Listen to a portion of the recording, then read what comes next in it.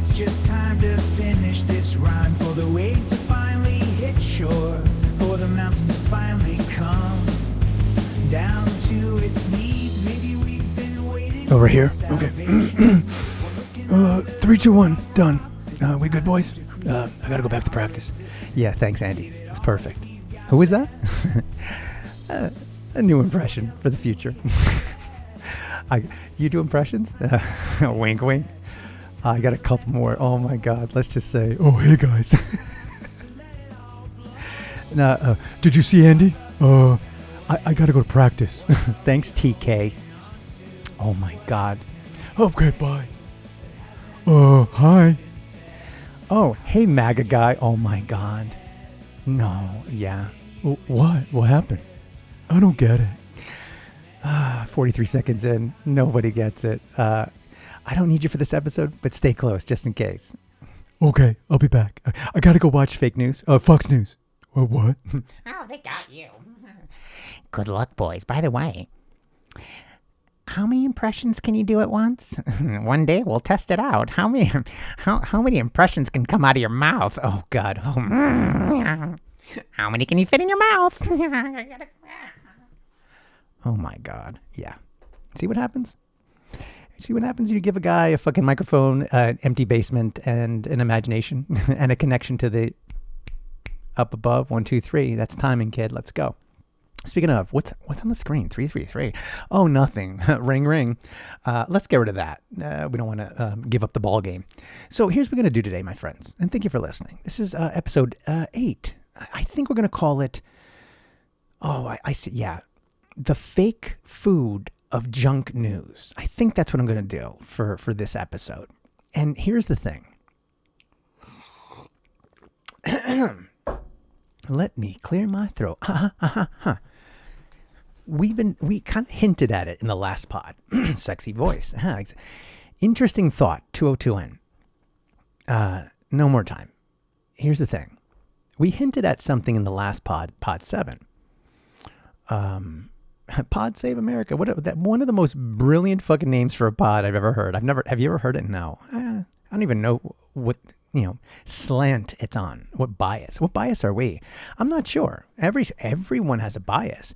And in this idea of, I'm biased for the truth, bullshit. That tells me you're biased, because the truth is relative to the individual who's receiving the facts and the knowledge and the information. So they say it with me. You leave a blank space. They put a Z. Truth then is born once they plant that Z. Do you Z it now? I'll plant that thought in your head, and later on you will Z it. Be careful of any quote unquote news organization or podcast that claims they're for the truth. How can they be for something that you create? I leave that there. They should provide you with the raw materials for you to cook your own reality. Or say it with me. Oh, so corny. You will get burnt by it. 313N. Okay, we good? We good. Okay. So here's what we're going to do in this one. Because we planted the seed of propaganda in the last pod. Hence, what you see on screen. Kid, would you like to read that? Propaganda. What does it say? Propaganda? Information, especially of a biased or misleading nature. Oh, boy. Yep. Keep going. Used to promote a particular cause, or there's the D word, doctrine or point of view. There's another D word, a dogma. Well, dogma is created when you indoctrinize people, and their point of view, well, is a collective point of view. We leave that there. Okay, fine. Here, hold on. Rough. A dogma is a principle, belief, or set of doctrines laid down by an authority, or a news organization, or a government, or religious, or the Vatican's, they're shaking their heads. Why does the Vatican never talk? The same reason why compliance talks. When I say compliance, I'm stuttering. I look to my left for compliance. I look to my right for the propaganda. I mean, Vatican. Oh, the Vatican's not happy. Oh, Pope. They're kind of like the other compliance. Neither of them talk, but they say so much. Read it again. A principle, belief, or set of doctrines laid down by an authority, such as a church, organization, or ideology, as undeniable truth and authoritative. Again, or true, excuse me. Yeah, so you put truth there. Good job. That's what you're supposed to do, not them. It is accepted without question or doubt, often acting as a core unchangeable tenet. Oh boy. Yep. In other words, they feed you propaganda. And then you, well, plant that propaganda, that seed, and it becomes a dogma. I can make all sorts of jokes here. Woof, woof, if you see what's on the side of the screen. But you wouldn't get it. Because you're not supposed to, 5:15 in. You're supposed to do it yourself. God, dog, whatever. Okay, bye-bye. Back on Drudge. We love Drudge. Why do we love Drudge? There's something about it that just feels authentic. But even Drudge is biased. Biased towards the economy because it's putting this first. Is it not? And by the way, here's what we're going to do. We're going to delve into the world of, dare I say it, fake food of junk news. Real quick. I'm going to go and kind of lay out some X's and Y's. Then I'm going to tell a story. And then we're going to talk to Gemini. And I'm going to kind of almost put it on the stand as an attorney and ask very targeted questions. I love doing this with Gemini. Even Gemini halfway through, not even a third of the way through, it's like, what are you doing here? Okay, I'll keep going. And it keeps asking me questions. It wants to know so bad what I'm trying to do. And at one point in time, I say to it, kid, you're not on the stand, even though it was. I'm just doing a thought experiment, wink, wink. But you'll see. But I'm going to tell a story from my days in banking. And I have no notes. I just have some tabs I threw on the screen. We're going to trudge through some nonsense, a forest of bullshit on our way to, well, a bridge. On the other end is, well, a blank space that I always leave you at the bridge. And you, my friends, thank you for listening. I hold up my cup. I drink to you. 646, what say you? Enough of the time. Do y'all get it yet? No? Okay, one day. So here's the deal. I'm going to tell you a story about my previous bank that I worked at for, 13 out of 15 years or 13 and a half out of 15, something like that. I had a little a little tryst with another bank, and then I came back. The grass wasn't greener, they said. Yeah, bitch, it was greener because I left for more money and I came back and you gave me more money. So you should have done that to begin with, but you didn't. That's life. That's the business of banking. And I figured it out, right? You had me in the red, kid, and I needed to go in the green, right? Blah, blah, blah. You didn't see my value until I left. That's how it works, right, folks? You don't know what you got till it's, say it with me. I'll leave a blank space there. You fill it in. Whatever it is. And I'm going to tell a quick story about basically not propaganda, not dogma, but a message in corporate. And what message that we get out of it, I can only speak for myself, but I have a good idea of my team. Because in corporate oddly mirrors real life. The dirty art of corporate, 8 minutes in, the time. The dirty art of the corporate world and how it mirrors life in real life and capitalism, the whole deal. I think words matter. I believe this light will get to you, my friends. Again, I channel this. I didn't expect to talk about this. This is the third pod I'm doing today. It's March 10th, 2026 at 12:37 p.m. This is cray-cray. This is fun. Sit back. I'll try not to go too long, giggity. But I think I'm going to, oh no, don't say it. Don't do it. We're going to hit deep. Oh my God. Yeah, you guys see TK yet? He's late for practice. He went that way. Which way you pointing? To my left. Oh, okay. I'll see you later.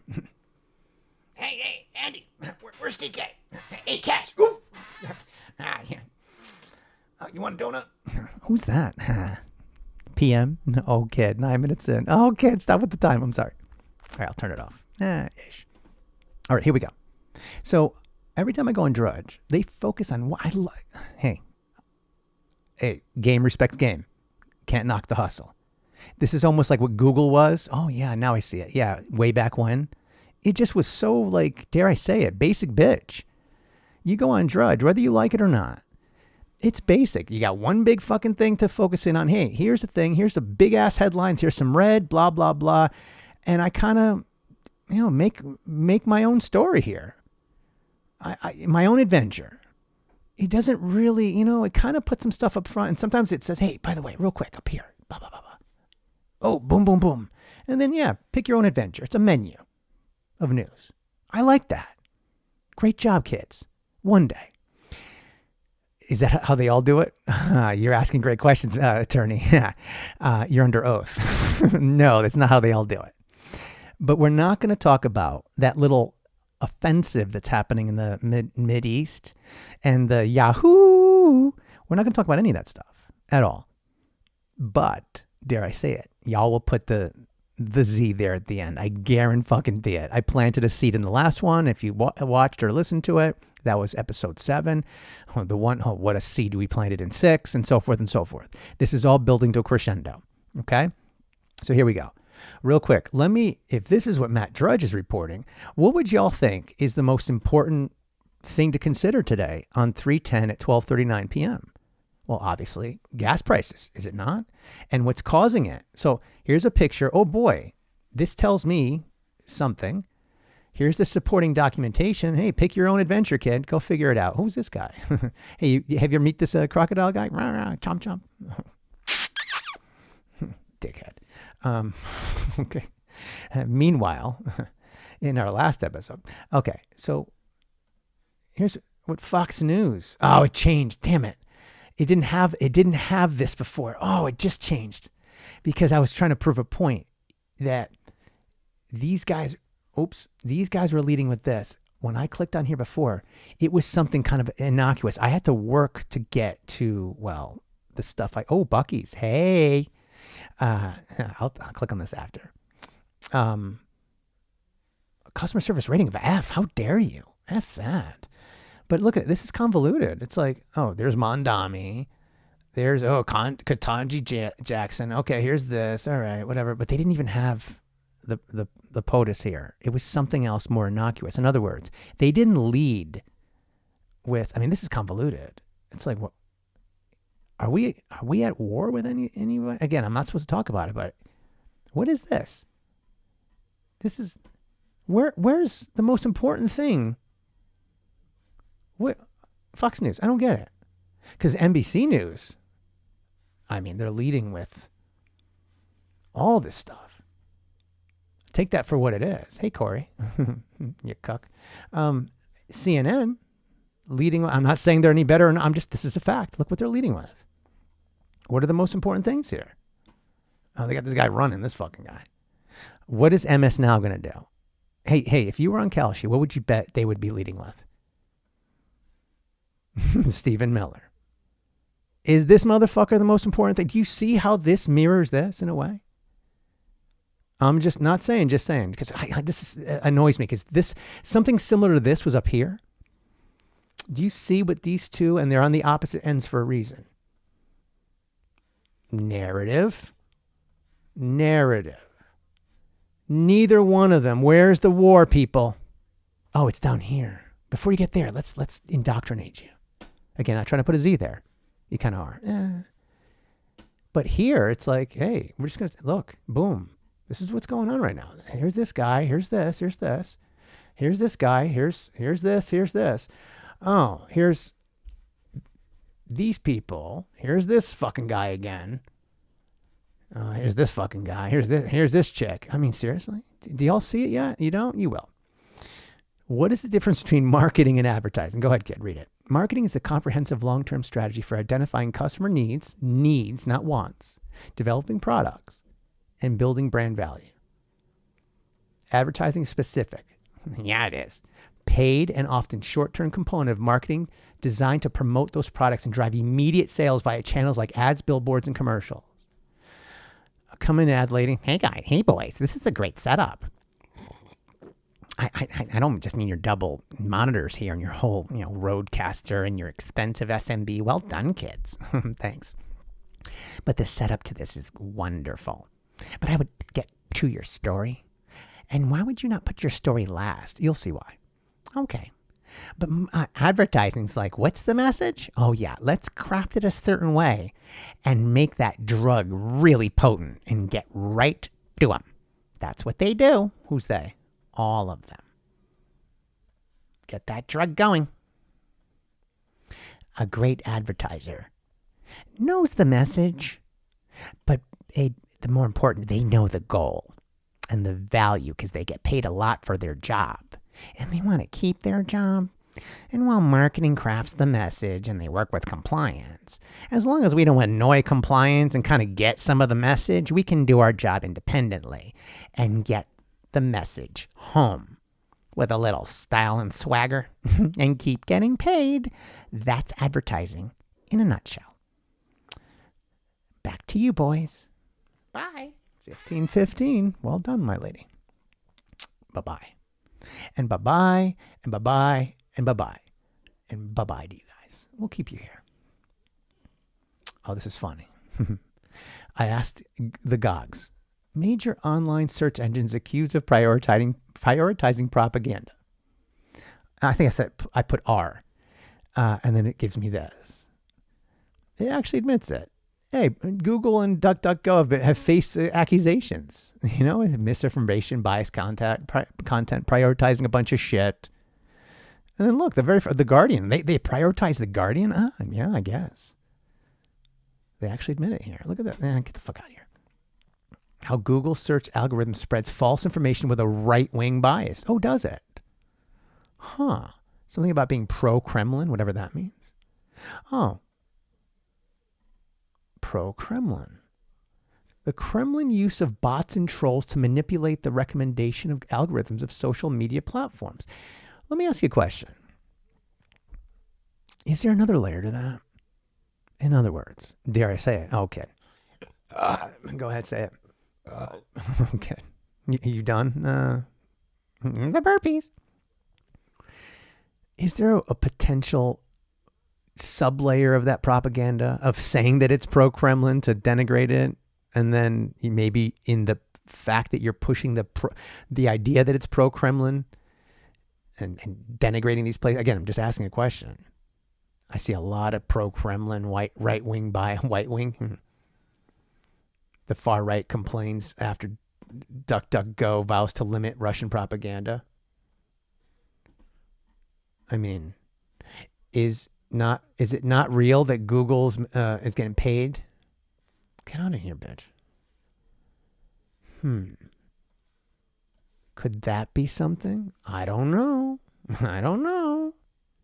Can that be something? Well, y'all have to consider that. Are you on TikTok? What about YouTube? What about Meta? Again, one thing that I'm learning in this, the thing that's going on lately in March of 2026, it's very interesting what's being prioritized and pushed forward by an algorithm. And you could blame the algorithm all you want. But again, just like a fast food company, they don't make you drive through the drive-through. They don't make you go through the drive-through. I mean, they have the doors in the front for you to walk through, but you don't. Or do you? You're like, I don't even go and eat fast food. Good for you. Because it's not good for you. But I can't put a Z there. You could Z that for yourself. But the problem is, I'm going to talk about it with Gemini. What is their goal? Is it to be good for you or to be good for you? That depends what you want versus what you need. It's a whole other thing. It's a whole other, more than marketing and advertising. That's a corporate thing. That's when, you have to appeal to the customer and the shareholder. And somewhere in the middle, caught in the middle, are the employees who have to peddle that bullshit, kind of believe in it enough so the customer believes in it and the shareholders keep investing in it. Welcome to Capitalism 101, where you have to cater to everyone, but not in the same order or importance. And some companies are better at that than others, right, Apple? Or shall I say McDonald's? Because I asked some interesting questions to Gemini at some point in time about when is food not food? And it answers the question well.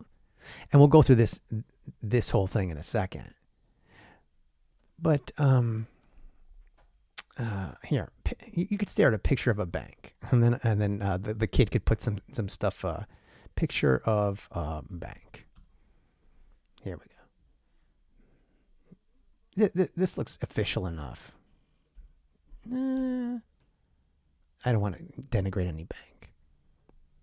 We'll go here. We'll open that up. I'll tell my story. So I worked in a bank for 15 years, with two different companies. And one of the things, but I'm going to focus on one particular company in the Northeast, a smaller, not so small anymore, regional bank. Yeah, their logo is kind of like a compass always pointing to the Northeast. And long story short, very, very long, 20 minutes in, almost 14-year long story short, I noticed something that would happen all the time. Here we go. Here's the story. I'll make it as brief as possible, but get the point across. Get the message of the light to you. Like any company, banks are no different. They're there to make profit. Let's be honest. I'm not going to sugarcoat it. And if this is the first time you're hearing it from me, I'm sorry, kids. 2020 was the year that you should have realized that. When we came out of the pandemic, God, what a corny transition. Really? That they went, as soon as they could open those doors and make profit, they had to. And it's not a bad thing necessarily. They have one responsibility, and the banks had one responsibility. Well, in 2020, it was to cover their own ass. So they had to close the doors. And we went into the banks during 2020. My team and I was a branch banker. I was a VP level branch manager. While everyone is at home fucking binge watching the fucking whatever the Michael Jordan documentary was, our stupid asses were managing a drive-through somehow. We were trying to get the entire our customer base at a pretty busy location in the town that I live in now, and through a fucking drive-through, one tube at a time. I was like, holy fuck, ridiculous. And then we decided we had to go outside, and kind of the lines were out the door. There was a lot of people pissed off. It was a different time, and I'm glad it's in the past, but I don't think enough of us dealt with that. That's a whole other thing. I have a lot of PTSD from the moment. And we were essential because, folks, if you didn't have money, you couldn't get food, you couldn't buy anything. And even though you were at home, stuck at home, you needed money. And sometimes, you had to get to the bank. And we didn't have our doors open because the bank had to cover their own ass. Because if we got sick, they didn't know what was going on. They shut the doors. But we still had to come to work. See how that works? And at the end of the day, the message was, we are essential. Just like nurses, just like food places, we're essential. And they were right. I can't deny that, even though we're in a very, very digital age and they should have made concessions, whatever. But they work with us. I give them credit. Our bank at the time was one of the better ones. They treated us fairly well. Shorter days. We would come in at 9, leave at 2. It was pretty cool. We had a lot of fun. We had little basketball games in the lobby in between customers. It was like 5 of us, 6 of us showing up, for one fucking drive-through tube. It was insane. It was great. And we didn't have to worry about numbers or anything like that. We lived the dream for like 9 months. This was at a time that my life was falling apart, and literally was falling apart. I thought I was gonna get fired from the bank because I was getting sick and tired of that shit. But somehow, as I like to say, and it's in my book, the Socialist Manifesto, SOUL, not the Mondami thing. Yeah, not that. It's MAGA guy. Okay. Yeah, it's not the other guy. No kid. And, it was almost like the pandemic saved me for another year or so in banking, saved me for 2 more years. I left in 2022. And the funny thing was, it was almost like that pitcher that was saved by the rain delay. I had like 3 runners on and fucking no outs, and I'm sweating my arm is jello, and I got a fucking the 4th hitter in the lineup, the power hitter. I'm like, oh shit. There's like 1 out, 5th inning. Shit. Oh, couple raindrops. Let's call a quick rain delay. I was saved by the rain delay, but eventually I got pulled out of the game. Wink, wink. Great analogy. Yeah, terrible memory, or terrible situation. Long story short, it did give, and I think this was the case for most companies, but I didn't work for most companies. I worked for one company, and one of the things that they realized, they're like, shit, we really have to kind of rethink and frick understand what's going on with our employees, because they're front facing to the customer, and we need to, we got shareholders and all this stuff. And the first year in banking was 2008. Go figure. Months later, I'll never forget telling the story. It was a Friday. I'm like, what's a Bear Stearns? I'm seeing all these red banners and all this fucking shit on the CNBC in the lobby, and everyone's freaking out. I'm like, what's Bear Stearns? And Monday they were gone, and like everything, the whole fucking floor collapsed from the economy. I learned quickly what a Bear Stearns was, and what a bear economy was, or a fucking borderline depression. I guess it was insane. 24 in. You look it up, and essentially, we had to retool the message. And then it happened again in 2020. And the company had to kind of send a message to its employees somehow from top down. We care about you, but we have a job to do. And I respected that. And I can't shit on that bank. The people who I didn't leave on the best note because I blew up, and it's in my book. And I was under a lot of pressure, and one day I would love to meet with these people again and apologize to them. I'd never want to work for them again. Fuck banking. I learned my lesson. You could keep your silver, wink, wink. I'll take mine with me. And at the end of the day, what? Nothing. At the end of the day, they had to get a message down to us that they gave a shit about us because we were being put on the front line, essentially. And even though we were through a drive-through and putting ourselves, people, it's easy to forget that we know now, what we did, and we did not know what we did back then or what we do, something like that. It was scary. And while we mishandled it completely, don't even get me started on PPP. Oh, fuck PPP. Oh my God. Yeah. I think that was the thing that made me go fucking cray. Oh, kid. Oh my God. Yeah. The administration of that. I mean, it's just complete and utter incompetence. But you can't even blame that on the bank. That was the administration. Dare I say it? Everything was mismanaged. But I give my bank some credit. They did the right thing by us.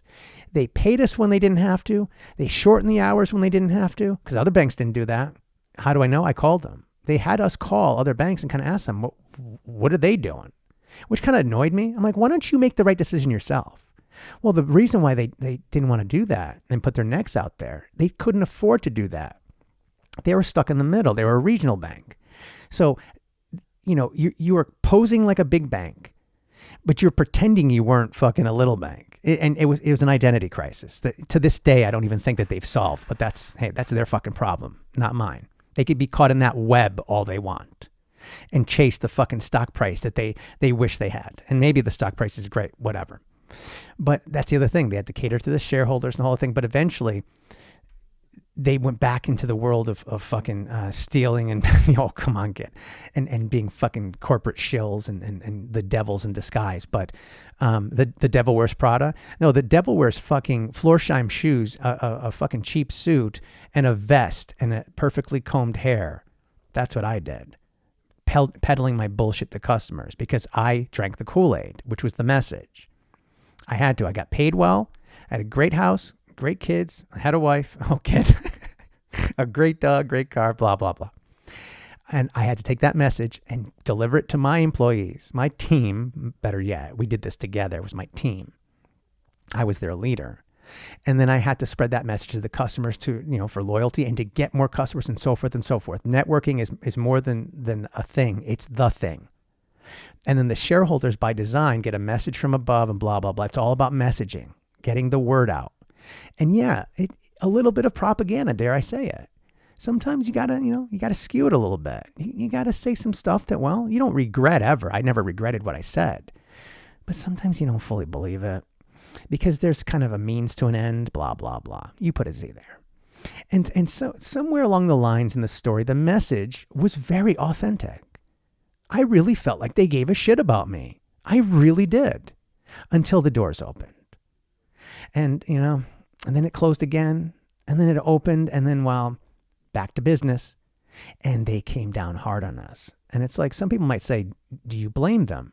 You lost a lot of revenue in that year and a half or however long, from like 2019 to 2020.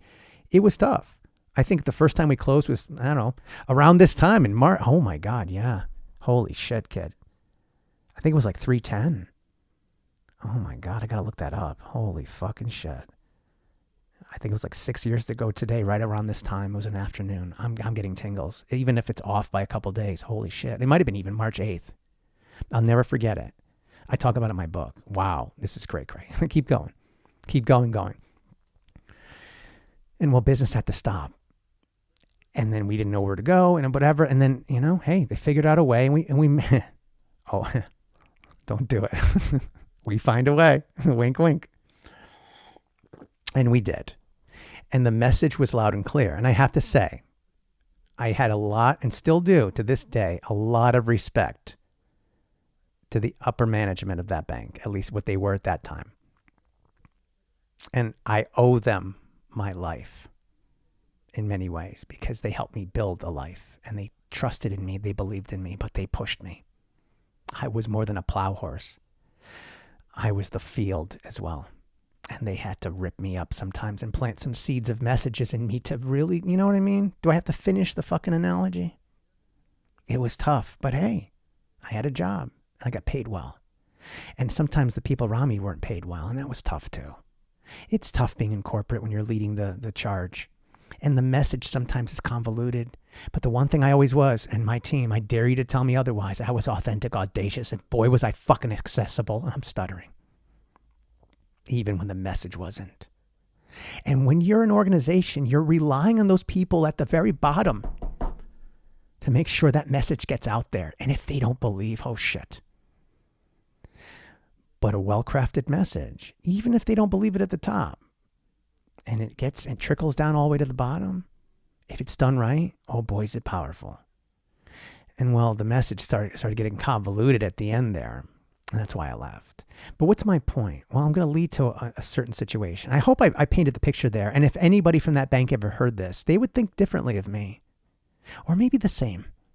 Because I know they believed in me until they didn't. But I had a role in that too. I stopped giving them reasons to believe in me. That's a whole other thing. Sometimes the message is received, but the response is a little abrasive. Sorry, guys.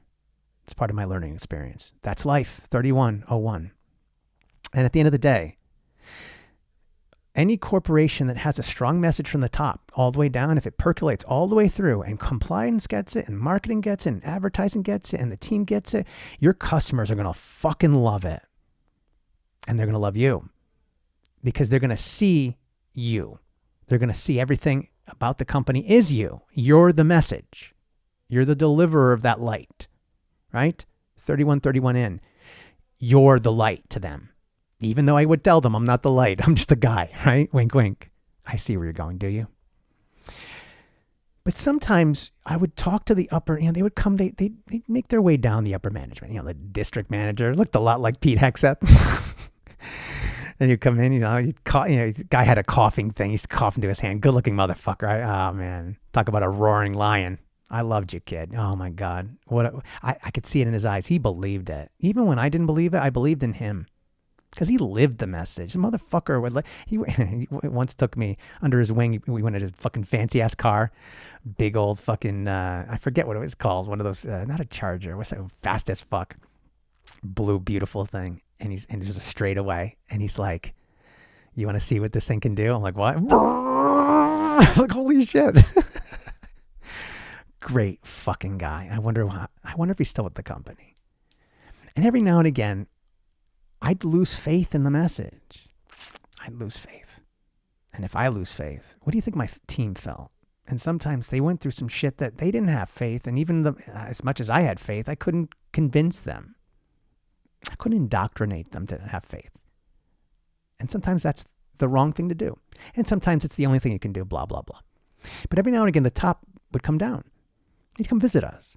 And most of the time it was straight bullshit. They'd come in, the typical corporate bullshit. They'd focus in on the fucking signs on the wall and the paint job. And all.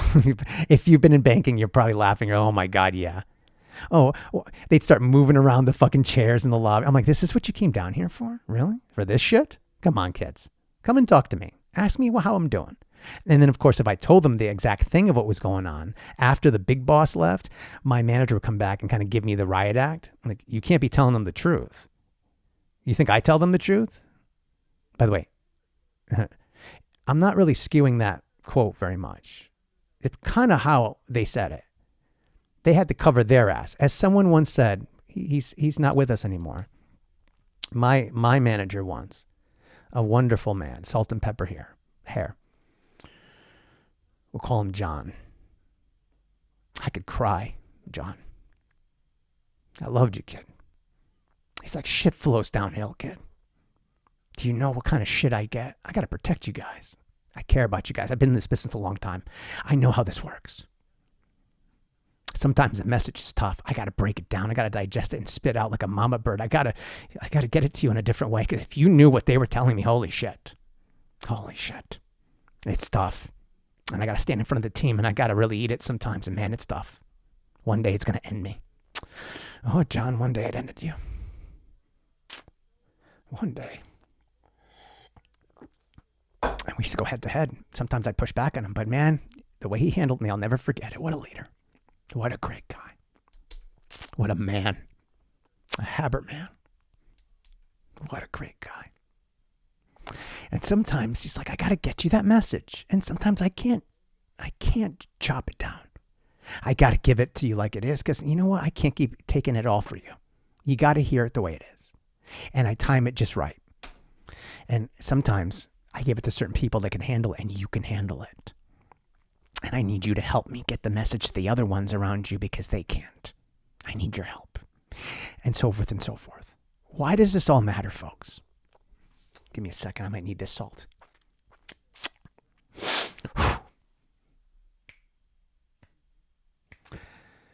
Because when you're given a message, you got to know what to do with it. You got to process it. And sometimes you got to share it like a light. You don't think I get messages from above, kids? Who do you think I am? Wink, wink. I got to add a little style and swagger to it. I got to convert it so people could receive it. They can get it.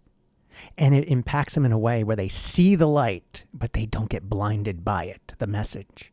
But sometimes it gets convoluted. And sometimes, hey, there's a bias to it because I'm looking to get something out of it. But I'm not. I used to do that in banking. I'm not doing that now. What you see is what you put there. And you're getting the light as I'm getting it, but just with a little style and swagger. Because if I told you what the message was for this pond, you wouldn't believe me. Let me end this story with this. The CEO of our company, great guy. He took over for the former CEO who was the founder's son, and he ran it for many years. Great guy. He's a regular Joe.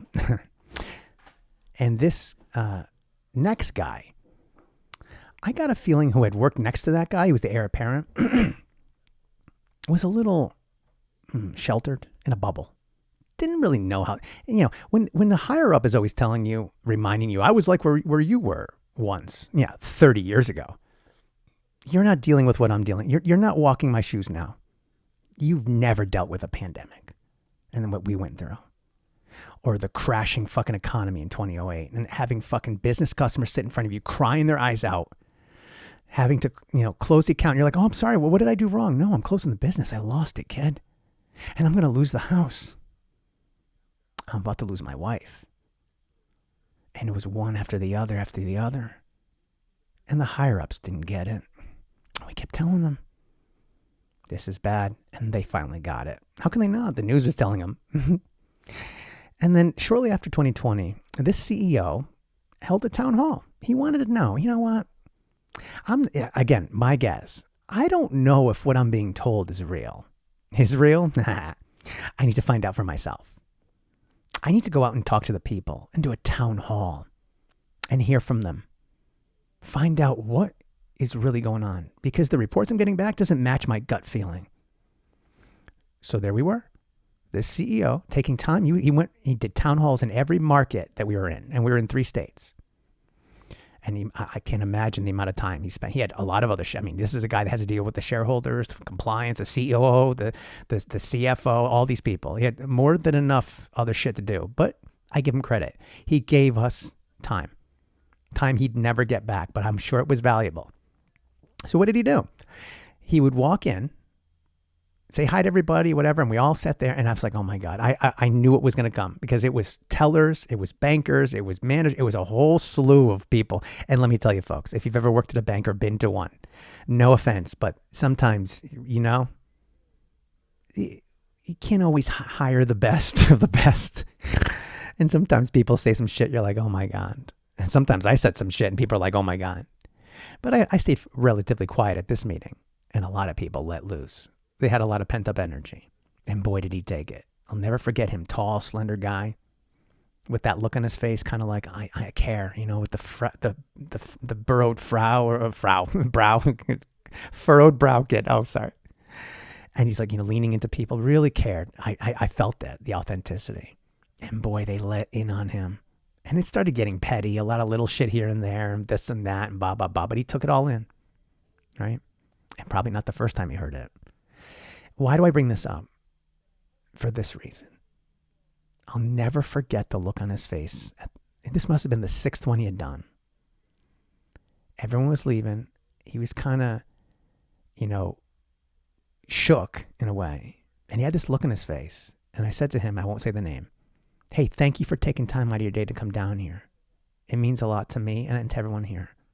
And he's like, huh? Yeah, you're welcome. Where's the exit here? Okay. He couldn't wait to get the fuck out because he was pummeled. He was shook. He had this look on his face like, oh my God. It's worse than I thought. 40-22 in. It's worse than I thought. I got a lot of work to do because I got to correct those motherfuckers that are giving me the wrong information. Then I've got to deal with the shit I was told. And then I got to go and tell the shareholders I can't do exactly what they told me because we're supposed to buy another bank soon and be up to a certain level. We're not ready. We're not ready. We got to pull out. Kids, my words, not his. Ask me if they ended up buying that bank. They did. And I can't pretend to tell you what happened ever since I left, but I could tell you we weren't ready to get bigger, to do bigger things, and to wade in those waters. But I guess someone had gotten his ear and said, well, it's the benefit for the company. But would it have been the benefit for the employees or the customers or the shareholders? Because shortly after I left, months later, I was getting call after call after call from my former customers because I had some loyalists. They really believed in me. They knew I could get things done. Only I could fix it. That's what they would tell me. I swear to God. I know you can fix it. You could figure out. You could find a way. That shit used to be on your banners, and I believed it because of you. That's why I banked with you as I'm pointing ahead of me. 41 in. I take pride in that. And I'm not a prideful man anymore. They believed in me. I was the company, and when I left, the company wasn't the same anymore. How many times did I hear, it's not the same since you left? I go, it's not the same customers there. Or excuse me, my team is still there. A lot of them they left. They kind of fractured. It's not the same message. It's just not the same feel. It's different. I had to open up accounts someplace else. I couldn't do it. I'm sorry. I don't care. It doesn't matter to me, but thank you. But I'm sorry. I'm sorry I couldn't stay and be there for you. I had to go. I had to go because the message, 42-24 in wasn't authentic. I couldn't do it anymore. I couldn't lie and cheat and steal, or my equivalent of not authentic, not audacious, and just simply not accessible anymore. I couldn't do it. And my customers or former customers confirmed that I had been doing it right before. And then I left at the right moment because the bank took a completely different shift. And they confirmed what I knew. That the message is only as good, oh kid, as the person delivering it to you. Because if you don't believe the message, how dare I? If you don't trust the person, fuck the message. And if that person ever gives you a message you can't believe in, tell him, Donald, you lose all credibility and trust. You lose more than a customer. You lost the game. You lost the business. 43-33 in. It's hard to get back. My friends, do I even have to go through this here? Let's do it quick. What is the number one legal responsibility of any U.S.-based publicly traded system or a business? Fiduciary duty to the corporations to its shareholders. Of course, it tells me here there's duty of care, duty of loyalty, note and profit. It's not legally that they have to be profitable, but they have to really consider their shareholders. Yeah, cool. Follow-up question. Is it safe to say, if not highly plausible, that most successful companies... Did I put a bow on that story, by the way, Mr. Bank? One day. I'm not as much of a dick as you thought. And neither were you. The consideration of an experience of their customers and the interest returns to their shareholders. Yes, it's highly plausible and supported by research. The financial outperformance, people want to invest in companies where they're going to get a return. So they got to think about their shareholders, the long-term value, the revenue and profit. It's kind of a mixed bag of things. Strategic alignment. Major business leaders now view shareholder primacy and stakeholder theory, treating customers well, as synonymous paths to long-term profitability. Or humology, some bullshit that someone created once. Humology. Oh, shut up. Just tell it like it is, right? Right, Donald? Go out there and just tell them like it is. This stuff that's on the fucking teleprompter is bullshit. They don't want to hear that. They trust me. So let me speak and be me and get the message out. Because this is all BS that you're telling me. Let me be me. Cool? They didn't vote that in. They voted me in. Would you say that one of the most important aspects of achieving that balance is put forth a clear and impactful message through effective marketing and advertising that resonates with their employees and customers and shareholders? Oh, yeah. Providing a clear, impactful, and consistent message is critical for several reasons. Employee alignment, I talked about that. Customer trust, the T word. Now get out of here. Shareholder return and strategic clarity. What is the mission of this offensive? I mean, this assault. I mean, this war. I mean, this company. What are we really trying to do? Is it us first or ... What is your North Star? And why should I, I align my compass to it, right? Again, I just talk. I didn't plan this. In the fewest words as possible, how do most companies ensure that they are not only crafting an authentic message, but it resonates with their employees, customers, and shareholders? Be what you do or what you say. Nah. Most companies achieve this through continuous feedback loops, and they have open forums, they have town halls, they hold conference calls. Sometimes the conference calls are bullshit. I remember sitting by one of those, that good-looking Pete Hegseth-looking guy, that my district manager. He had me shadow him for a day. It was awesome. It was fucking great. Excuse me. I almost lost my voice here. It was great. Loved it. And it reinforced me I never want his job. Because it was one endless conference call after another. It was endless ass kissing from one side and then endless fucking pummeling from the other. It was insane. A bunch of fucking happily, some of the most happy and miserable fucks at the same time. I was like, oh my God. Very conflicted. But I give him, for him to take that time and do it, I owe the respect to this day. If I saw him again, I'd give him a hug. What a fucking great guy. That's the type of guy. That lion mentality should be leading our fucking, sorry, Pete Hegseth. This guy that I'm thinking of, what would be better than you? And I'm telling you, I met a lot of guys like this that looked like you, but we're not empty suits like you.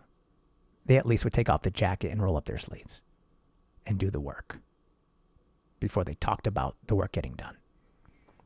Active listening, segmented messaging, data-driven refinement. In other words, they get the information, they stress test it, they kind of, do I need to, Here's where it gets good. What are the top 5 news organizations in America right now? Should I even go there? Here they are. Hey, Fox News. Where's MS Now? Oh, no. Oh, no. Oh, see. Yeah, Andy. Yeah, I don't watch the news. I make it. Oh, yeah. Oh, that's really good. Hey, Andy. You lost some weight. You're looking good. Andy Reid. How do you like the impression? Needs work. Okay, let me take the mask off and the mustache. I always get into costume, at least in my head. And then the public trust, like the Weather Channel, BBC. For trust, if you want the top ones, it's this. But if you want nutrition here, here's the taste and here's the nutrition. This is funny. All right. Which one of those are publicly traded or part of a company? Well, all of them. Are they not? Fox Corp? Walt Disney Company? Oh, boy. They're listening, always listening with those ears. Warner Brothers, Discovery, fucking Netflix, whatever the fuck it is. Ellison, I don't know what this shit is anymore. We're CBS. You can make the joke about bullshit. I don't know. Would you say that they essentially provide a product that must adhere to all the aspects we listed prior, e.g. bring value to shareholders and customers, a clear message to employees, customers, and shareholders, blah, blah, blah? Oh, yes. Publicly traded entities. These news organizations must treat information as the product while balancing the same core responsibilities. What did it list first? The customer? You? No, the shareholder. Remember, folks, it's a product and it needs to be treated as such. That's how it goes. Customer value, the audience. Okay, there you are. Strategic messaging. Oh, why does it have to be strategic if facts are facts? Or are they alternative? I'll say it. If they're going to be anything but real, in other words, artificial, they need to be crafted as such, but in a way that it looks real. In other words, like the burger on the billboard, ... and the one you get. Well put, boys. The conflict. Unlike many other businesses, news organizations face a unique tension. Oh, dang it. So do administrations. They have a legal duty to shareholders. They also have journalistic ethics. The E word. Oh, boy. Like truth and independence. To maintain that. Do they have that? Hey, Larry, do they have that? Oh, kid. Sorry. I had to squeeze it out. Couldn't we stop that? We don't have a pause button. We just keep going. This energy always keeps going. Maintain the trust that makes their product profitable in the first place. Profitable. Is news profitable? I don't know. You tell me. You tell me. In short, if the product, the news, loses its authenticity or credibility, the customer, the audience leaves, and the shareholders ultimately lose value. That was the same in banking. What is the next step you're building here? Like, I'm curious. I said, I quoted it back to him. What if in crafting that product, the authenticity of the product comes into question? For not only its authenticity, but truth. What does, in other words, when the people consume it and they do the cheat code, whether they know it or not in their head, something doesn't feel right. They get a little intellectual indigestion. Okay. What does that do for business by and large? Very brief answer. And it gives me this. When a news organization's authenticity and truth are questioned, it triggers a cascade of devaluation that affects/impacts the business across all three stakeholder groups. The financial impact, always to the money, follow the money. Loss of credibility leads to immediate stock price volatility. Here's the stock price. Your news, whether or not you're meant to hear it a certain way, they're going to think about financial impact first. In other words, my words, not Gemini's. I'm just going to say how it is. I'm going to say it differently. If you crave our product, and I have some responsibility of that product being nutritious or good for you, but that's not why I'm in business. It's kind of a consequence of business. I need you to walk through the door and give you a product that you're going to enjoy, an experience, right? You're going to get something out of it, whether it's temporary, momentary, or long-lasting. That's up to you, but come back again. Does it taste great? Is it less filling, right? Is taste king? Hey, you want to supersize that? Do you want fries with that? Customer exodus. They go someplace else. Because they never just go away. They'll go someplace else. And that currency, once it's lost, well, remember my story. Hard to get back. Trust is a currency. They give you trust. Just like a bank, you're the fiduciary for that trust. And you bring a return on that investment that they invest in you.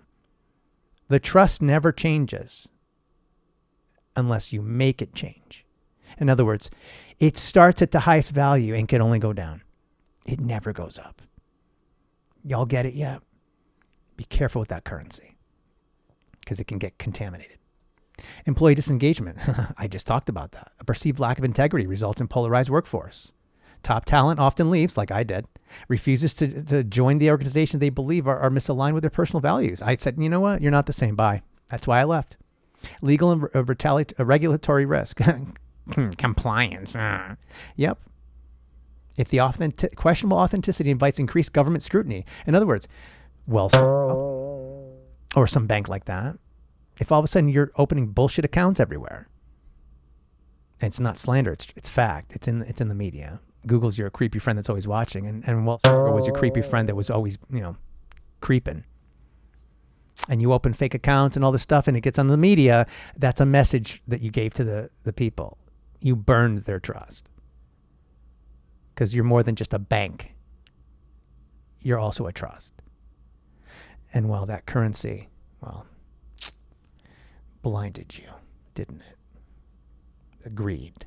Operational stalling, blah, blah, blah. So would you say that it's important to tell the truth or get as close to it? You're under oath. Don't forget. Yes, for any business, especially news, truth is the foundation of value. Without it, customers leave, employees lose morale, shareholders lose money due to lawsuits and brand decay. Hey, Barry Weiss, how many, oh, kid, don't go there. How's your staff doing there? Where'd they go? What's that? It's a stopwatch. It's just a matter of time. People realize what happened. Oh, kid. How much time you got? Who's got the time? Truth is profitable. Deception is liability. Well put. Here's me, my lawyerish kind of wording. So is it out of left field or completely implausible to believe that the product in news at its core is to report the truth with as much, I fell for it, to report the facts with as much efficiency and reliability as possible. Because the truth, if they report the truth, they're already packaging up for you. They're chewing it up and spitting it in your mouth like a mama bird. Don't fall for it. It's completely plausible. In fact, that is the core value proposition. Efficient, reliable truth, or facts, really, is the building blocks for truth are facts and knowledge and experience. And then you run it through the cheat code 56 minutes in, and then you put that shit together in your mind. Y'all get it? You do. Maintain the audience trust required to satisfy the shareholders. Oh, the shareholders. Oh, and it's like, what is the final piece of this puzzle you're building? Oh, you will see. Do y'all see it yet? No, not yet. CNN, what? Oh, okay. Okay. If I take two random companies, I don't know, Fox News and NBC News. It was up there for a reason. Would you say with any certainty that both of these companies report the truth? Less is more, by the way. You are not on trial here. I'm building to something. And then look at this. I mean, seriously, it's covering its own ass. It's impossible to speak about absolute certainty. But it's like, what did you think it was going to say? I'm just testing it. Any large organization, here's the objective breakdown. That's a CYA word, objective. So is it the truth or not? And it said institutional standards, their ethics. Okay. Fox News. How did it go? What did you play recently with the video where you didn't put it? He had the hat on, but he didn't have the hat on. The dignified transfer of truth. I mean, soldiers. Fact checking. How dare the F word get in there? Fuck that. Opinion versus news. What? Nah, I don't believe that. Huh? Public perception? Nah, nobody's watching anything else, so they perceive us to be the only news in their life. Yeah, I only watch Fox News. Oh yeah, of course you do. The bottom line, most critics and researchers agree that both networks deliver a mix of verifiable facts and subjective interpretation tailored to their respective audiences. I would agree with that. Would you? Ready for the big reveal. What have you been building towards? I go, so yes or no? Neither can be answered with a simple yes or no. I think they don't, folks. That's not what they're built to do. They're not built. I just proved it. It's kind of frick. They're not built to report truth.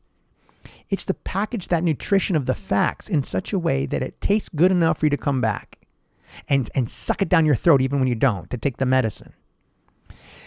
But have an experience that, you know what, this feels good enough for me. Yeah, I'm cool with this. I'll come back. I'll do it again. I trust them enough-ish. Yes, there's straight news divisions. Now there's divisions. That's like if McDonald's and Whole Foods were the same company. Literally, it's the best example I could give you. Do with it what you want. I'll leave a blank space way in between them.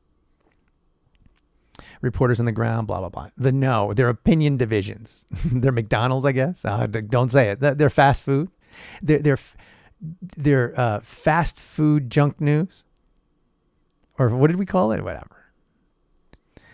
Primetime hosts. That's what I watch. I know. Oh my God, he watches that all the time. Yeah, I bet. By the way, where's the straight news on Fox? Oh, kid, don't go there.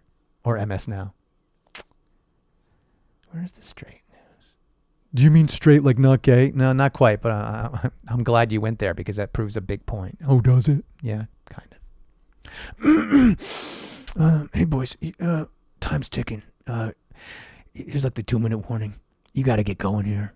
Because at the end of the day, if you don't manage the clock very well, you're up against a break. Oh, really? Yeah. We got to pay the advertisers. You forgot about that. Oh, we forgot. You forgot about advertising. Great job, Andy. Always thinking about the ad ladies. Thanks, kid.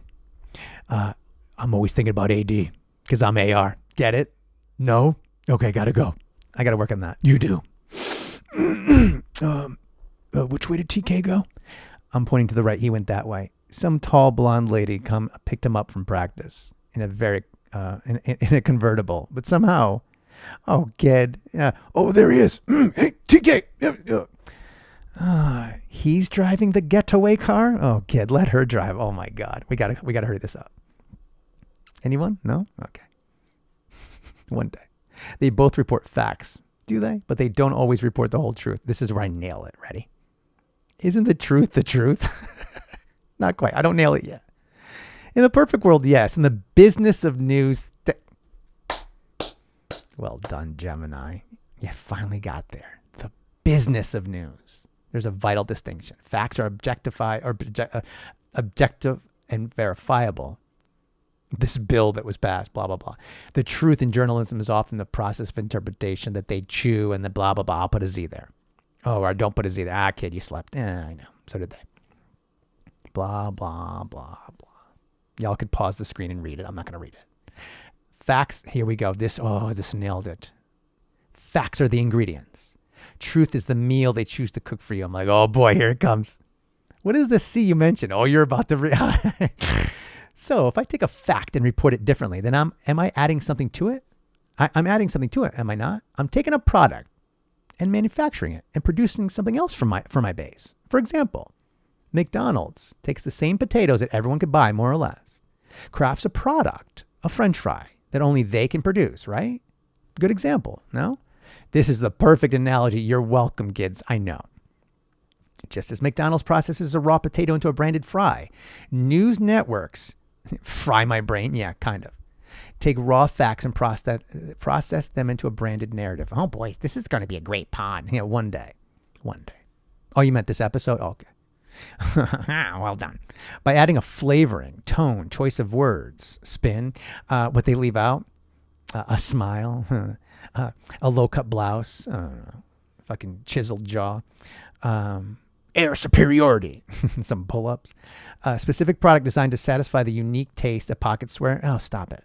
For the audience, a unique taste. In news, taste is king. When you're talking about one, oh, okay, don't go there. Oh, no kings? No kings. Okay. Anyone? No? Okay.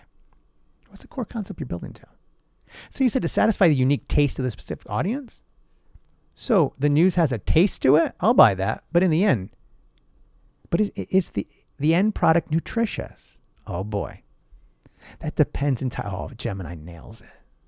Entirely on the consumer's diet. hey, Mag. Oh, where's Maga guy? What? Oh, there you are. I was to your left. Oh, okay. What kind of diet? I eat all the worst stuff. Don't ask me. Okay, yeah. Go. You could go get. Thanks. Okay. I'm gonna get that new Arch Deluxe from McDonald's. Okay. So I can't wait. I get 2 of them. Yeah. Tell Jen I said hi. I will. The junk food effect. Highly processed news. Opinion commentary. Triggers. Now you know why it's called this, folks. 103 in. Triggers an emotional dopamine hit. There it is. It's tasty because it confirms what you already believe. Oh, kid, well done. Well done. But it lacks the nutrients of diverse perspectives, often leading to intellectual malnutrition or intellectual indigestion. Ooh, polarization. The whole food effect. Raw, objective reporting. Straight news, not fake news. And not gay or straight news. Like, it is what it is. It's raw, unprocessed. Is harder to digest or minimally processed. Oh, better. And less entertaining. But it provides, the experience is, hey, it's like eating tofu. It provides the essential vitamins needed. It's like Tank from fucking, The Matrix. It has all the things that you need, all the vitamins and minerals. And then like Neo looks to the other kid. He's like, yeah, you want the girl in the red dress, don't you? Yeah. On Fox News. Yeah. Oh yeah, she's hot. Which one? All of them. Oh, this is almost over. Thank God. Oh, boys. Holy shit. Most news today is engineered for cravings, not health. Oh my God. It's telling you what you need to know, kids. 104.41. Are you building a new recipe for... leave the jokes for me, kid, for how it should be served. Yeah, not quite. My right ear is ringing. We better get going. Just proving a point. You are helping me with that. Answer me this one last question. I ended up asking two. Is it up to the news organization? Just like the warning labels. Oh, kid, I didn't read this. Yeah, I know. Just like the warning labels and nutrition labels on their products to inform their customers of the nutritional value of their product.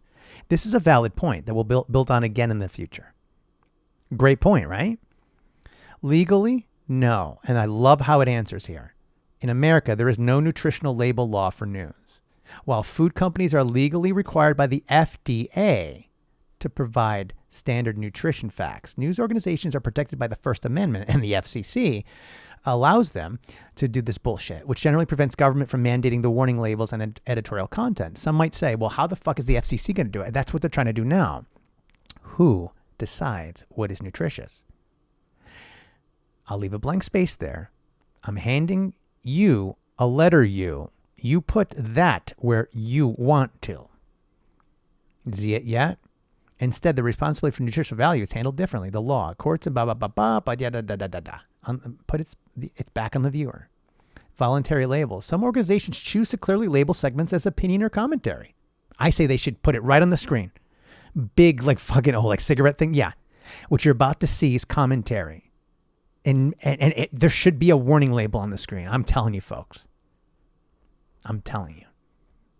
Not that this is fake news. This is straight commentary that may talk about facts in a way that do not represent the something. We could come up with something. Sorry, Rachel Maddow and Tucker.